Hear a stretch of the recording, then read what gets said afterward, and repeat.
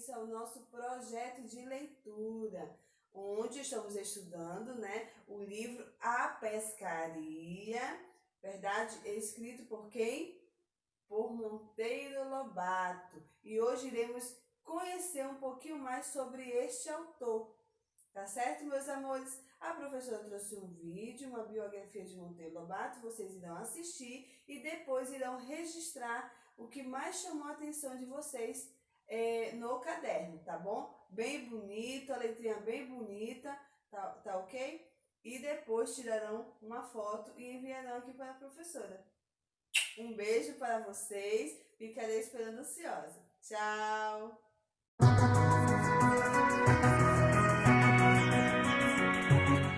Monteiro Lobato é o pioneiro da literatura infantil brasileira. Sua obra mais famosa é O Sítio do Pica-Pau Amarelo, com personagens que encantam crianças e adultos. Nascido a 18 de abril de 1882 em Taubaté, interior paulista, foi criado em fazendas e teve a infância recheada de brincadeiras típicas do ambiente rural. Com a morte dos pais, passou a morar com o avô na fazenda Buquira, em Tremembé, onde tem à disposição uma farta biblioteca para leitura, atividade que sempre encantou. Na juventude, estudou na capital paulista e absorveu muito do conhecimento humano e artístico do início do século XX. Traz na cabeça grandes sonhos para o Brasil, construídos a partir de leituras e de experiências como administrador rural, articuladas por seus ideais de progresso para o país. A primeira parada é bem no centro da cidade, no casarão em estilo colonial, onde cresceu o escritor. O local abriga hoje o Museu Histórico e Pedagógico Monteiro Lobato. Aqui é o Sítio do Pica-Pau Amarelo.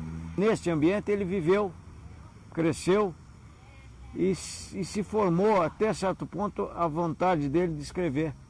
Aqui nós encontramos todas as figuras dele e aqui ele criou todo esse sistema que levou às obras infanto-juvenis. Aqui fica a fazenda que o escritor herdou do avô. Já formado em Direito, tornou-se cafeicultor e entrou em contato com o homem do campo.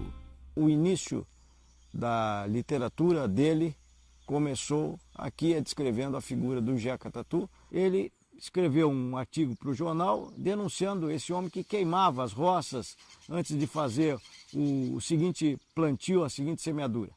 Então, esse homem era ele chamava de atrasado, malandro, que vivia às expensas exclusivamente do que a natureza lhe oferecia.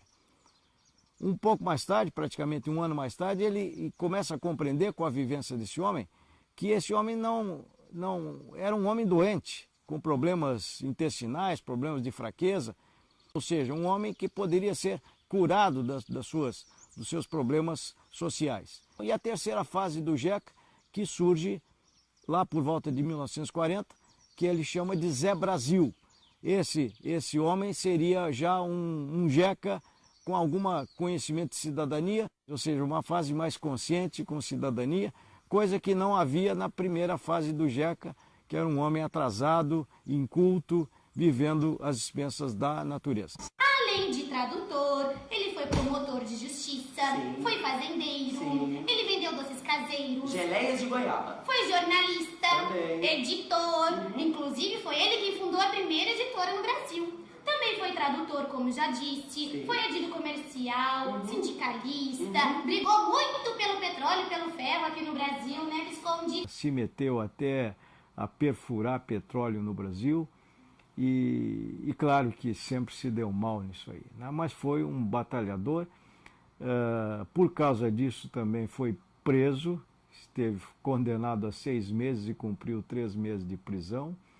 E então Lobato teve essas inúmeras frentes de trabalho e desenvolveu o máximo que pôde em cada uma. Por volta dos anos 10, Lobato já era considerado um grande crítico de arte.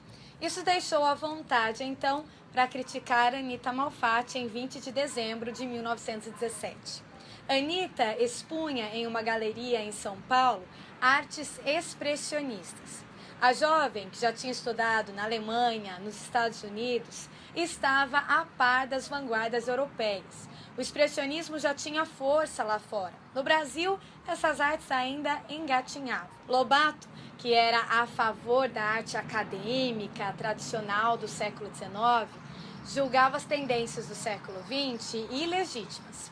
Para ele, a arte de Anitta era considerada anormalidade.